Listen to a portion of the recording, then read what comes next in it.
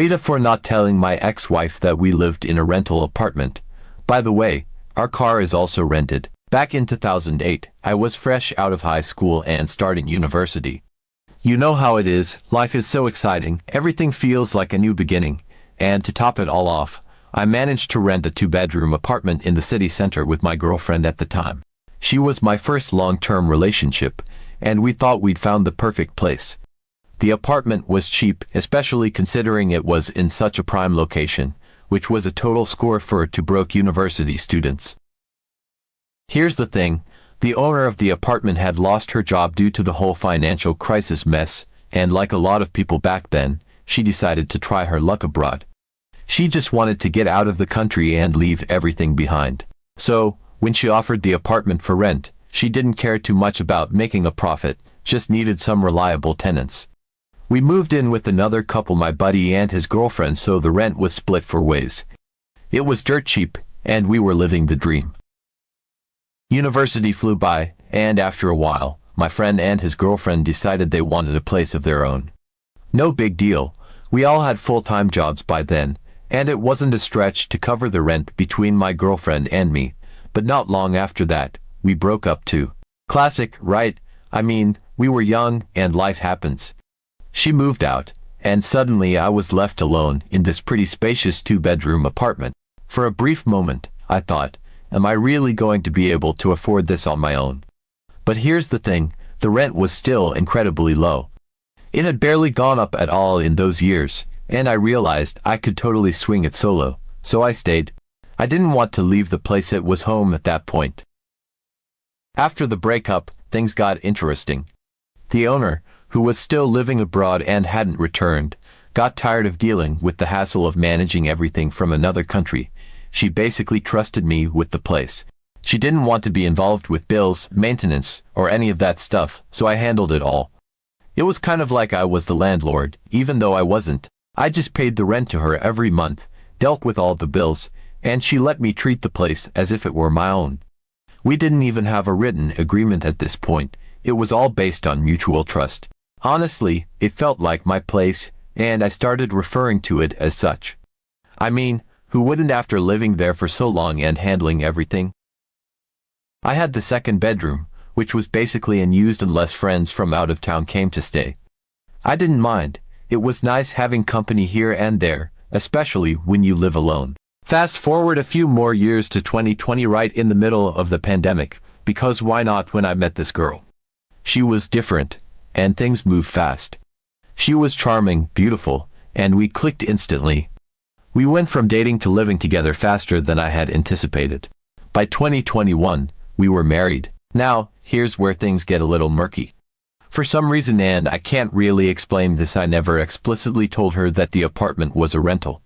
I never said I owned it, but I also never said I didn't. The topic just never came up. I was so used to the fact that I had been living there for over a decade, managing the place as if it were mine, that it didn't even occur to me to mention that little detail. She moved in with me, and everything seemed fine. Life was good, or so I thought. But you know how it goes, the honeymoon phase doesn't last forever, and after a while, we started having our issues. Turns out we weren't as compatible as we'd hoped, and things began to cool down between us. Eventually, we had the inevitable conversation, and we both agreed that divorce was the best option. No drama, no mess, just 2 people realizing they'd made a mistake. At least, that's what I thought. We started doing the paperwork for the divorce, and she began making plans to move out. Everything seemed straightforward until, out of nowhere, I received this email from her. I was at work when it came in, and at first, I didn't think much of it. I opened the email, and there it was, an attachment, a real estate valuation document for the apartment. I blinked at the screen, confused as hell. Why would I need an apartment valuation? And then I read her message. She had apparently paid €500 for a real estate agent to evaluate the apartment, and now she was telling me that I'd probably need to take out a loan to pay her the 50% she was owed from the apartment's value. I immediately replied to her email, trying to keep things calm, even though I was completely baffled. I said something like, "I don't think I ever told you I owned this place. It's a rental. I've been renting it for years. Why would you assume I could afford to own a 2-bedroom apartment in the city center? You know where I work, and you know how much I make.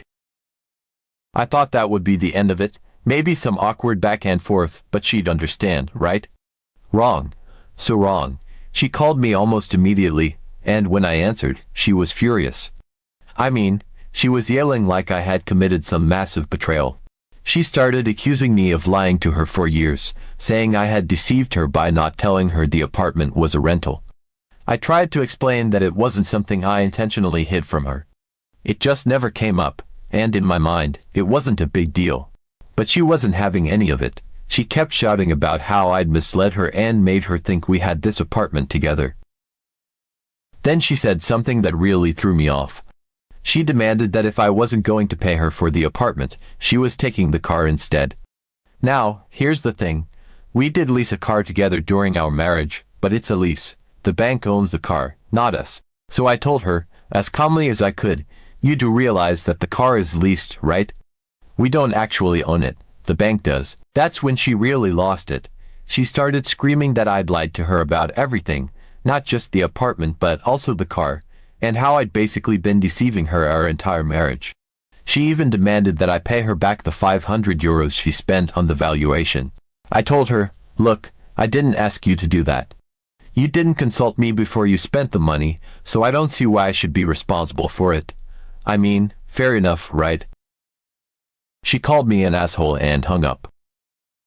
Now, here's the kicker. She's been going around to our entire friend group, telling everyone that I lied to her for our entire marriage, making me out to be some sort of villain who tricked her into thinking I owned this apartment. And, of course, our friends have opinions. Some of them think I'm in the wrong, saying I should have told her the place was a rental from the start. Others are on my side, saying it wasn't a big deal and that she's overreacting.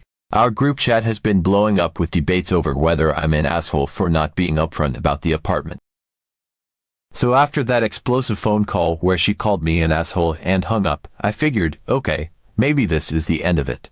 Like, we've agreed to divorce, she's moving out, and surely this whole drama about the apartment being a rental would just fade away, right? Oh no, no, no. That would have been too easy. A couple of days later, I get this long-ass text from her. I'm talking paragraphs like a wall of text, and the gist of it. She's still demanding that I pay her back the 500 euros she spent on the real estate valuation. Apparently, in her mind, she was doing something that was in the best interest of both of us, and that I should have told her about the apartment being a rental from the start. So because I didn't, she feels that I owe her this money since she wouldn't have spent it if I'd been honest. Now, here's where things get ridiculous. She says that if I don't pay her back the 500, she's going to take legal action. Yes, you read that right.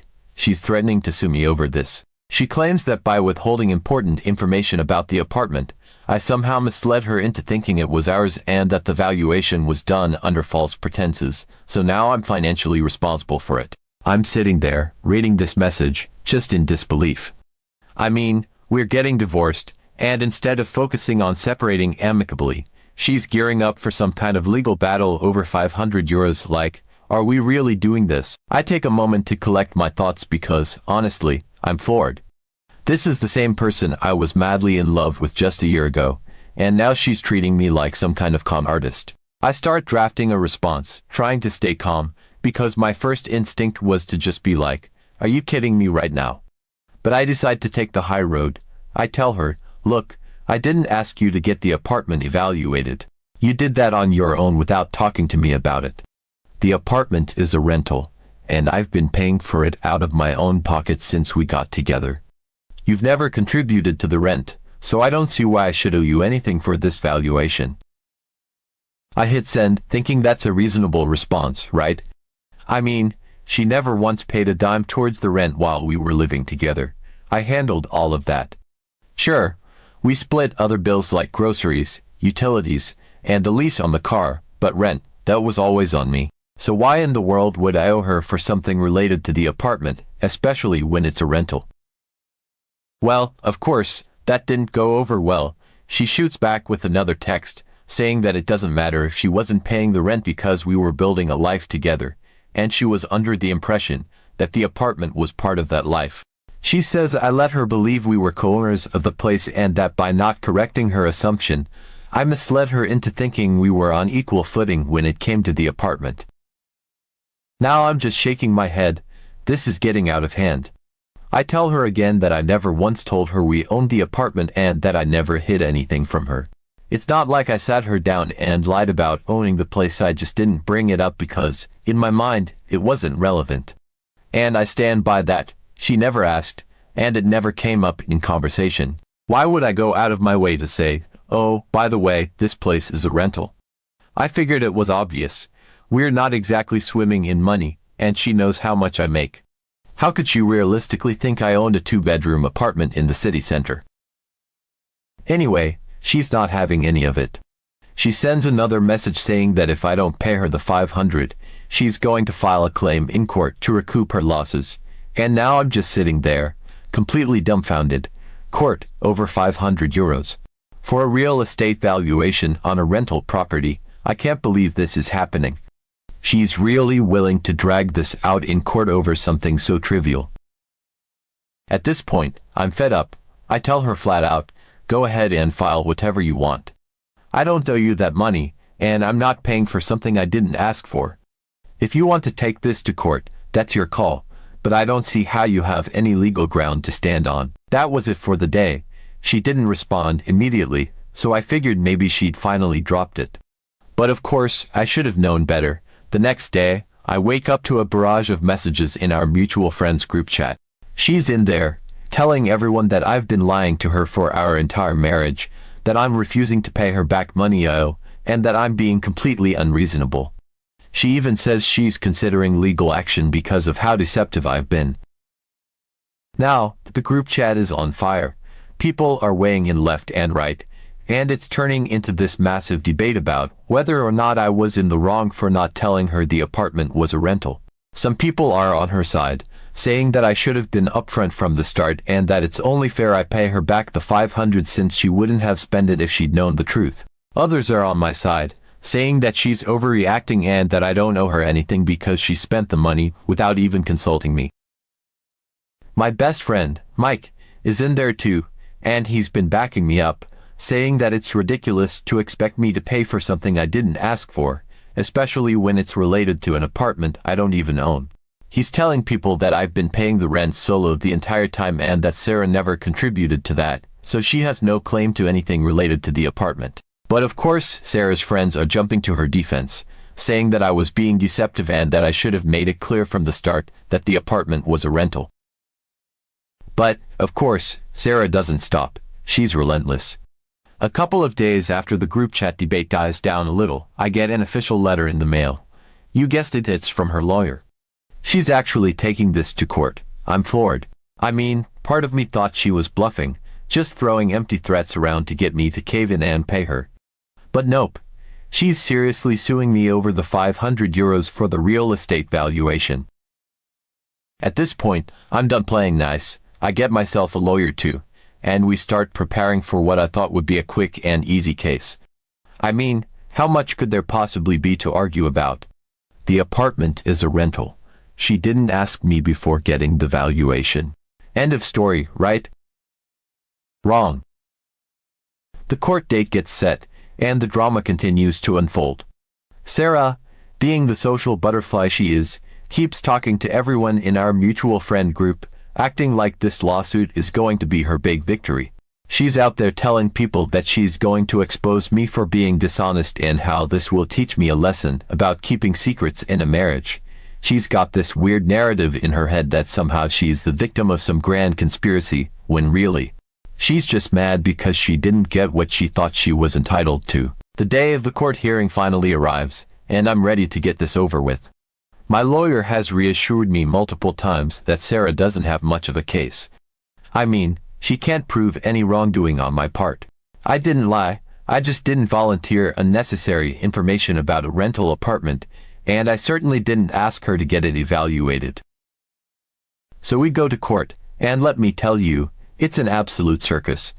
Sarah's lawyer is trying to paint this picture of me as this shady guy who deliberately misled his wife into thinking the apartment was ours. They try to spin it like I was living some kind of double life, keeping all these secrets, and that I intentionally let her believe we owned the place so I could maintain control over the marriage. It's ridiculous, but they're really going for it.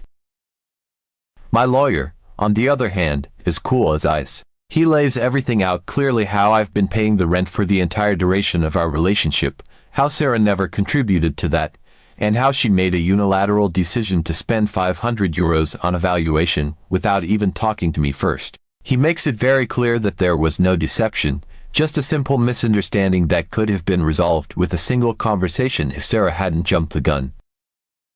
Sarah's lawyer tries to argue that I should have been more transparent about the apartment being a rental, but my lawyer counters by pointing out that Sarah had never once asked about the ownership of the apartment, and it wasn't like I went out of my way to lie about it. It just never came up, and that's not something you sue someone over. It's not like I committed fraud or anything. The judge listens to both sides, and honestly, you could tell from their face that they weren't buying Sarah's sob story. I mean, it's €500 for a valuation on a rental property. How big of a deal can this really be?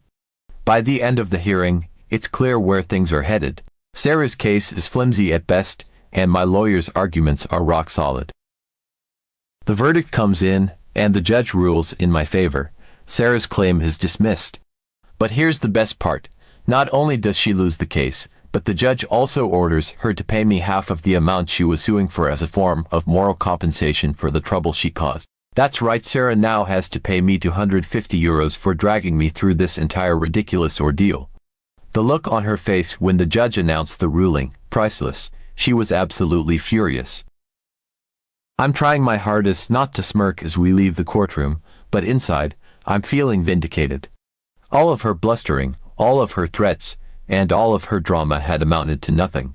She went in thinking she'd win big and come out as the hero of the story, but in the end, she just embarrassed herself in front of everyone. Of course, after the ruling, the fallout continues. She's furious and goes back to our friend group, trying to spin the story in her favor again. She's telling people that the court was biased and that I somehow manipulated the judge into ruling in my favor. Like what? Most people see through it at this point, though. I mean, the facts are clear. I didn't do anything wrong, and she lost. Mike, being the legend that he is, just starts trolling her at this point. Every time she brings it up in the group chat, he's like, well, at least you don't have to pay the full €500, just €250. That's a discount. He's not letting her live this down, and honestly, I can't help but laugh every time. In the end, Sarah and I have fully separated. She moved out, took what was hers including the leased car, which is still technically owned by the bank, by the way, and we went our separate ways. We don't talk anymore, and our mutual friends have mostly stopped engaging in the drama. Life has finally started to calm down. All of this because I didn't explicitly state that I was renting an apartment. It's mind-boggling, but hey, at least it's over now, and I can finally move on. And as for that $250, I think I'll take Mike out for a few beers. He deserves it for sticking by me through all of this. So yeah, that's my story. What do you think, Reddit? Am I AITA for not telling her the apartment was a rental, or did Sarah just take this way too far? At least I got some closure, and €250 as a bonus.